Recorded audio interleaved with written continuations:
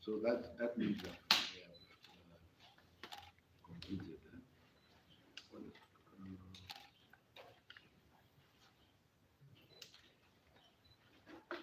Juan is in Magoha, I'm going to Kereri.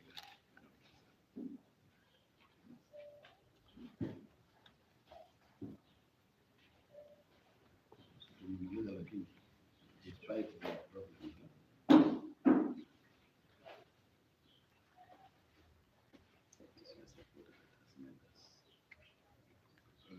Ngao. So now the work of Ngao plus the chiefs is very important. Hii ni shule.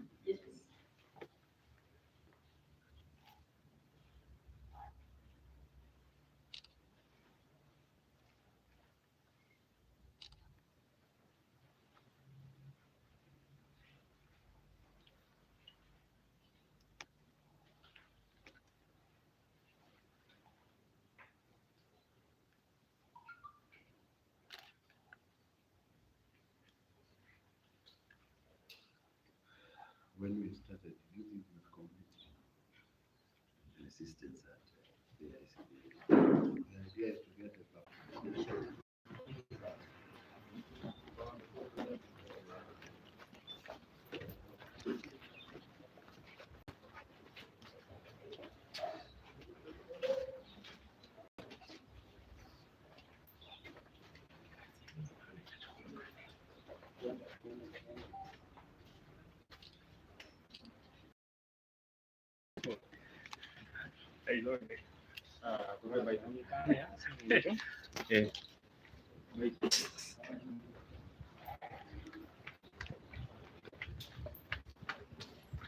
Kwanyari kwendea wesa. Chuma tambukira.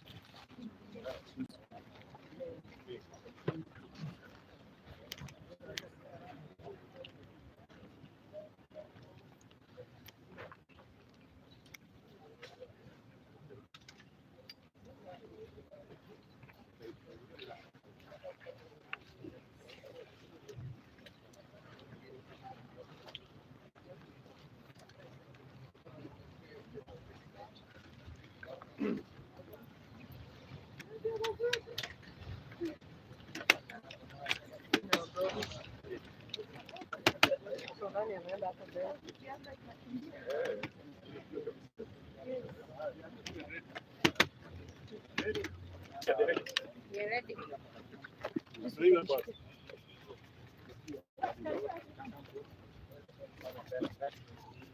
to be sanitized by the children. That's polite. Sometimes you are polite. We want that. Who is spraying that? So, good afternoon, ladies and gentlemen. We are now here in Kereri this morning, where I meet the country commissioner from all the different commissioners, the country director of division from all the director of education. We had a tender letter to see together. After that, we went to visit classroom in the jail. Now we are here at Kereri. The significance of this school is that it's one of the largest schools in the country, which is best managed. You can hear that even though I'm here, there's no noise because the girls in the class. I think they have well over 3,000 girls in this school. And it is our pride.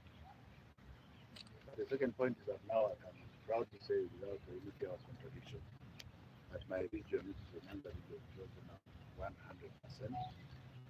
following central region together with northeastern. It's great to see the classrooms now. CDC, we are approaching 96-97%. I was in Kericho because Kericho, unfortunately, was one of the ones that gave me a few sleepless nights. We have agreed, the team there, that they shall complete by Sunday, and I will be generally in the region because from here I'm going to Kakamega, and Kakamega will go to Bungoma, and depending on how Kericho does, I may have to pass back there. I think looking at the whole situation of the CBC classroom preparedness, it's something that we have delivered because I think 95-96% well sat down. But you can't deliver half a child, you deliver a whole child. And all the children in this country are whole, complete messaging beings. So we must ensure as a government, even though we are living, we want to ensure that every child in this country has exactly the same rights. And that's why we are focusing on the country that we are still behind. Apart from Kericho, we have Bungoma, where Dr. Julius Brand, as they speak, is also there today. We will proceed to Elgeyo Marakwet. Later on, I may proceed to Kwale, time allowing, before Monday. Because on Sunday afternoon, even though I'm a practicing Christian, on Sunday afternoon I can work. Because we have to thank you a bit. In terms of having our children at school, I want to thank the great majority of principals who have kept children at school. But there are still one or two who are selling children for no apparent reason. The hands are not equal. I have said that if you have to look for fees urgently, someone your parent teachers organizations, and they will be able to get the parent who can clear the fees so that you protect the weakest link. The weakest link are the orphans that we have in school or the very, very poor children. And if you send them away from school right now, you are actually blocking them from what the government has decided to be their rights. Day secondary schools are free of charge, so nobody is allowed to send anybody unless the child has come to meet you in the office because there is no food. Don't send a child, a Kenyan child, home because you want him to bring money for food. You don't have to feed that child. Government has paid everything. I also want to allay the fears as we move into the third term soon. This term will end and we'll go to third. This government that is outgoing is going to ensure that the money for third term is available in schools well before the third term is open. The import of this is that we still hope, by the grace of God, that irrespective of what happens, our children will go back to school, will do their exams, they will pass them, and we shall start the new year 2023 as a normal. I think that's the only gift that we can give to the incoming government and also to our children because I think they have suffered. So if we catch you even in the last minute, even if we have a few minutes to go and we catch you harassing the children, then you can be sure that our bad. Unless there's something you want to ask related to what we are doing. Yes. And who are you? Yeah.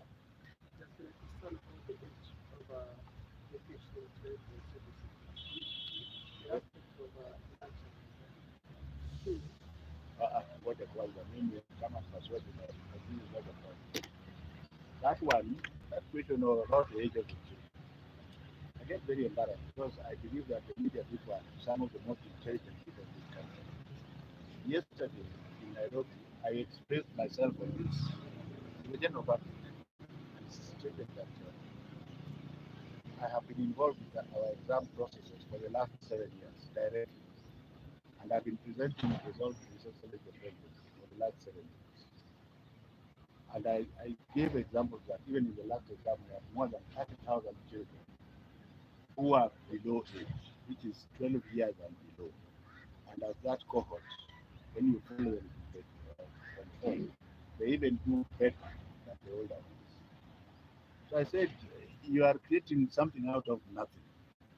But for those parents who want to continue giving their children breast milk, it is also all right. It is allowed. And I say, for junior secondary school, let us encourage our children to go to day secondary schools near where they are staying. And the group that makes a lot of noise are the ones with money in their pockets. Most of their children are in private schools. Are we together? And I've said that I hope next time I'm asked, I'll not answer.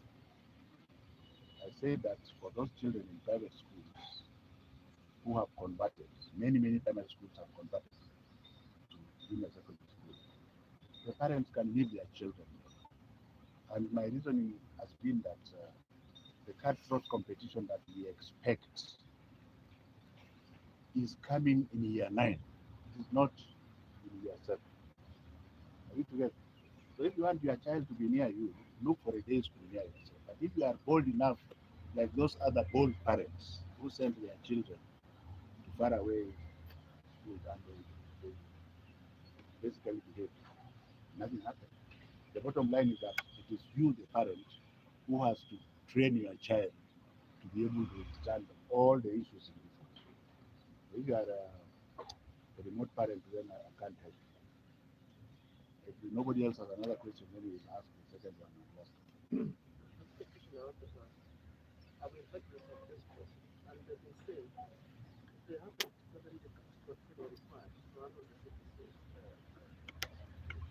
Look at me very well. Do I look like a politician to you? I can't get any vote from anybody. Are we together? First of all, I won't even have to. I am a worker. Are we together? So when you are talking that way, I don't know what to tell you because I only deal with issues. Are we together? I deal with issues that can be measured. I deal with issues without prejudice. That's why you see me going everywhere.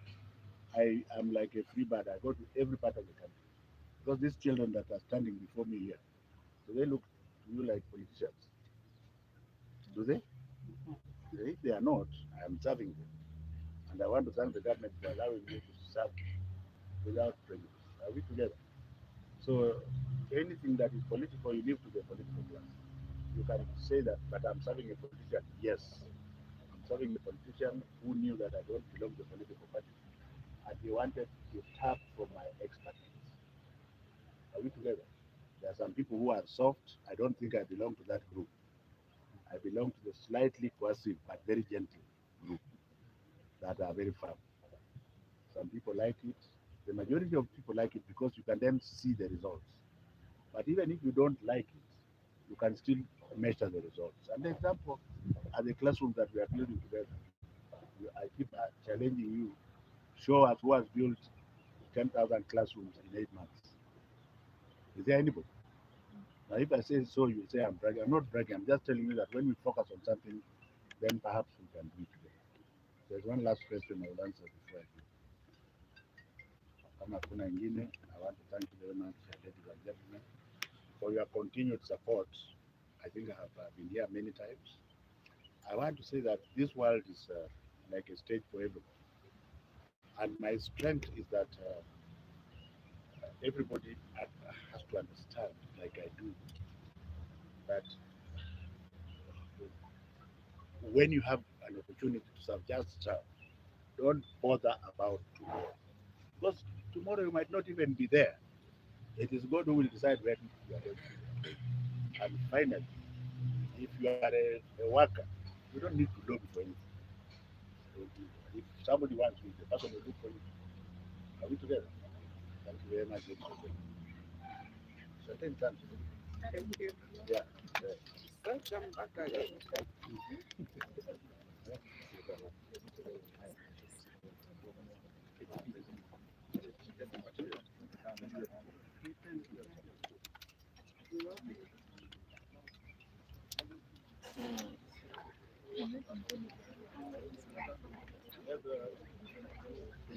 Hello.